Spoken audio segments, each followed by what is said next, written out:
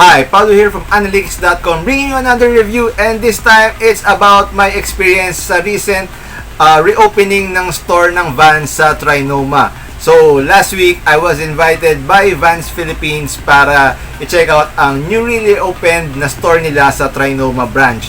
So, actually, meron naman talagang Vans branch sa Trinoma, and ang ginawa nila is nag-renovate sila ng place. So, during those times na nire-renovate, naglipat sila ng isa pang medyo mas maliit na place sa Trinoma din para gawing pop-up store. Fast forward, last week, I got an invite from Vans Philippines para i-check out ko yung store nila. So, una sa lahat, congratulations again, Vans Philippines, para sa newly renovated store.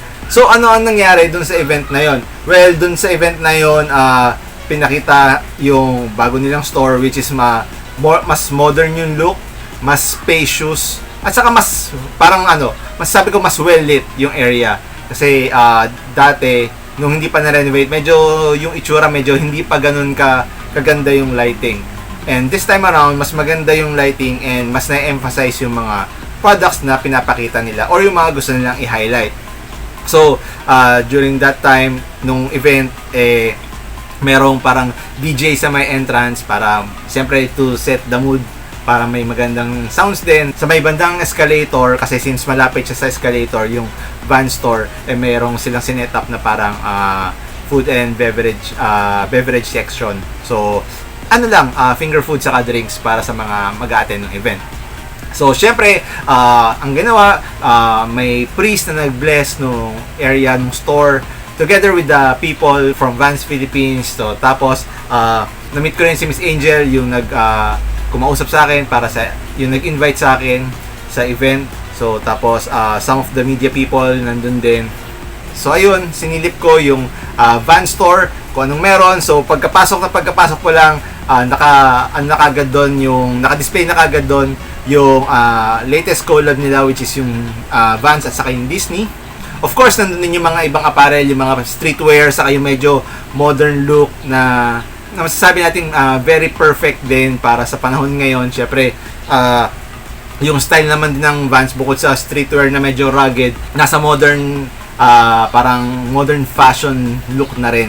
So, and syempre, ang trend ngayon is parang bumabalik na rin sa 90s. So, medyo makita mo na rin yung mga damit na nung 90s bumabalik na. So, nandun yung medyo baggy pants, tapos yung mga shirt. So, ganun pa rin. Nakakatuwa lang kasi 90s kid ako. So, parang bumabalik na yung dating pormahan, kumbaga. So, para sa akin, parang yun na yung namin yun na yung jam namin. So, syempre, para sa aming 90s, para feeling ko effortless na sa amin yung ganong pumorma ng ganun, kumbaga. So, ano pa ba ang meron? Syempre, nandun yung mga bags, yung mga caps nila, tapos mga belt, tapos nandun yung mga ibang kicks nila for kids sizes, tapos of course, nandun yung meron sa bandang gitna, sa dulo, nandun yung parang malaking monitor na dun nila display yung mga ads nila, yung mga recent collabs. Tapos sa right side naman, nandun yung mga men's sizes ng mga sapatos, and dun mo rin makikita yung mga latest shoe drops nila. And I was also fortunate to meet Sir Mike. Siya yung in charge do sa merchandising department sa footwear, and nakausap ko siya konting back and forth lang ng mga topics, kung kamusta na ba ang direction ng Vans pagdating sa sneaker wear or sa footwear.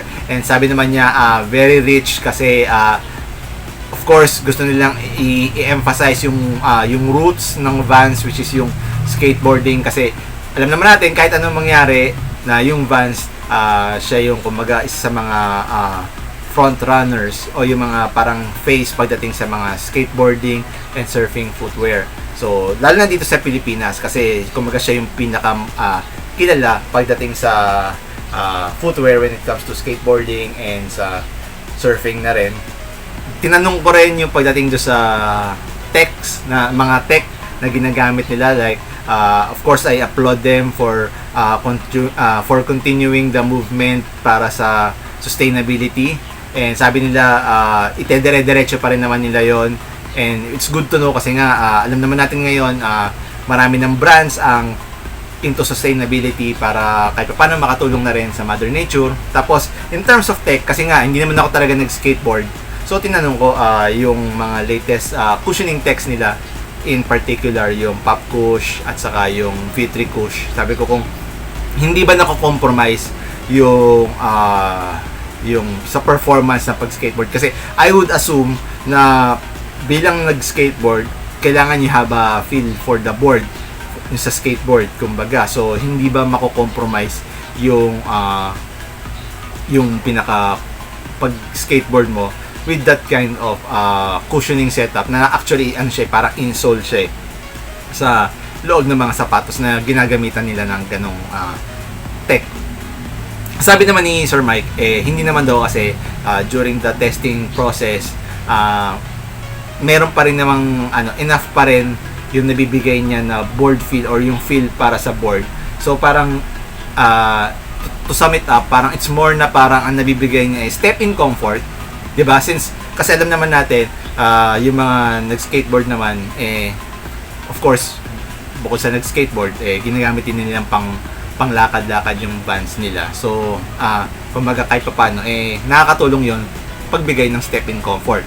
Pero when it comes to performance like sa pag-ride ng skateboard and everything in between, yung kailangan mong board feel or yung ground feel makukuha mo pa rin naman even doon sa ganung klaseng thicker na midsole or insole, kumbaga. So it's good to know na parang kumbaga kahit paano nasabi natin na talagang performance driven pa din yung Vans. Of course, nandun pa rin yung durable materials na ginagamit nila, which is canvas, yung mga suede na talagang rugged looking, pero alam natin na magbibigay ng durability. And with that, pinakita rin ni Sir Mike sa akin yung mga iba't ibang line nila. So meron na rin parang pan-trail. So kung yung mga gustong nagte-trail, meron na rin Vans na pwede na gamitin for that, which consists of a more durable uppers at saka yung outsole niya medyo perfect for short hiking na mga hindi naman sobrang taas ng difficulty when it comes to yung stiffness, kumbaga yung pagiging stiff or yung pagiging yung matarik, yan enough naman siguro yung mapoprovide nung ganung klaseng outsole. Tapos meron din siyang pinakita sa akin na silhouette, which is yung new school. Ang nakakatawa doon is parang yung itsura niya is parang yung usual na skateboarding shoe, yung medyo malapad, tapos puffy yung materials na ginagamit. Tapos yung Vans na logo sa medial and lateral would be parang naka-emboss yung or nakaangat na parang nagbibigay siya ng parang 3D look. And para sa akin, maganda siya kasi parang it's a good way to pay homage to sa rich heritage ng Vans, and at the same time nagagawan din ng paraan para makakapag-integrate ng modern look, kumbaga, doon sa sapatos. What else?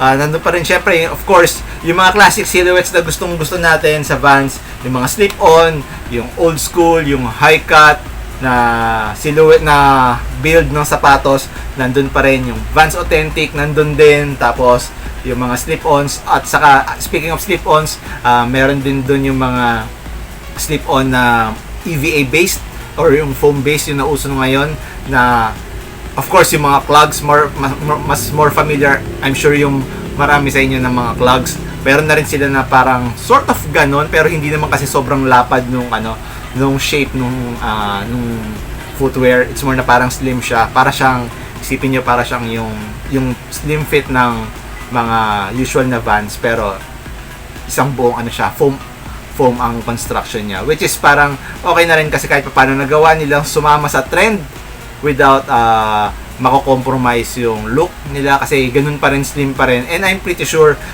may mga ibang tao na hindi masyadong gusto yung mga clogs o yung mga masyadong bulky na look, pero gusto nila magsuot ng mga foam base kasi nga medyo mas magaan para hindi masyadong nakakapagod sa paa, and meron doon. So I guess pwede nyo i-check out yung store nila kung ano yung mga meron na footwear na available. Of course, pag yung mga hanap nyo is yung classic silhouettes, nandun pa rin. Lalo na kasi napag-usapan din namin yung pagdating sa mga shoe releases, and masasabi ni Sir Mike yung mga releases naman ng sapatos sabay na globally. So of course meron yung mga special drops na kung di ako nagkakamali, Commonwealth yata yung may hawak ng mga exclusive drops, pero everything else, yung mga general releases, hindi naman mahuhuli na yung Vans Philippines. So what else? Ayun, syempre since Vans yun, nagbigay sila ng parang small token of appreciation, and thank you so much. Syempre, ano pa bang gagawin doon sa sapatos, sa shoe store, kundi kumuha ng mga sapatos at bumili ng sapatos. Ano bang didiscuss natin bukod sa pinaka-review nung event, kundi syempre, sapatos. And ito siya. Ito siya, oh. Yan, so, actually ito yan. Siya ay yung Vans Authentic na Bolt. Yan. So, kita nyo naman, very naman siya, very simple lang yung itsura niya, pero may konting dagdag swag points, which is itong lightning bolt, itong lightning bolt na effect. Yan, so makikita nyo Vans Authentic na silhouette. Yan, so which is yung slim looking na may shoelace, tapos ang pattern nito ay checkered pattern. Yan, tapos makikita nyo ang shoelace niya ay red. Tapos, same pa rin, ang loob niya is yung ganun pa rin na foam, hindi siya yung special na tech or yung recent techs na ginagamit, recent technology sa cushioning nila. Hindi yon. Ito pa rin yung dati, which is magbibigay ng very low profile or kumaga low to the ground feel. Yan. Tapos makikita nyo yung dito. Of course, makikita nyo sa B-roll, pero ayan, ito yung Vans na logo sa may laces, tapos meron din sa loob, and of course yan, ito sa likod, yan. Tapos gustong gusto ko talaga dito, kinuha ko siya kasi gustong gusto ko itong lightning bolt design niya na naka-integrate dito sa midsole niya. Kumbaga siya, yung old school look, pero may konting dinagdag ka lang na extra flavor, kumbaga, which is kumbaga hindi ka lumalayo sa roots, which is ganun naman talaga dapat, para hindi ka yung mga loyal customers mo o yung mga loyal followers mo hindi masyadong ma-off sa mga nire-release mo. Ginamit ko na siya, and pansin nyo, yan yung outsole, medyo madumi na siya, pero nagamit ko na siya, and I would say na ganun pa rin naman ang feel. Alam ko na tatagal to ng mahabang panahon kasi knowing Vans, very durable siya. Kahit nakikita nyo, kahit nagkakaroon siya ng parang sole separation, parang gano'n yung dito sa part na to, diba, bumubuka siya, pero okay lang kasi hanggang ilalim yung pinaka nito, yung pinaka upper nito magdidigin sa ilalim. So kumbaga kahit paano, kahit umangat yan, makikita mo pag naglalakad ka, dadating yung time aangat yan, okay lang yun kasi ganun talaga siya. Parang siya yung itsura niya na parang kahit laspag functional pa rin, 'di ba? Which is meron pang naalala ko lang bigla, meron pang nilabas na sapatos ang Vans na nandun din sa store na parang yung yung distressed look na, yung parang bukang gamit na siya to begin with. And kasi nga napag-usapan nga namin ni Sir Mike, yung mga sneakerheads ngayon, lalo na yung mga Gen Z, ayaw nilang hangga't maaari gusto nila fresh looking yung sapatos. Pero syempre yung mga old sneakerheads na talagang gusto pang laspagan talaga, yung talagang ginagamit yung sapatos, I'm sure ma-appreciate yung gano'n. Kasi to begin with, madumi na siya. Parang may scuffs na siya, tapos medyo may ripping na yung material. Pero hindi, yung ripping na yun, talagang sinadya na ripping, kasi yung loob ng rip na material is nandun pa rin yung may material pa rin na upper na, kumbaga may backing pa din na parang pinakita lang na napunit yung effect, pero hindi talaga siya sira. Pero may punit lang. So yung mga ganung look, which is nakakatuwa kasi parang una ko nakita, sabi ko, ay nako, I'm sure maraming may gusto niya yan kasi to begin with parang distressed na yung itsura niya.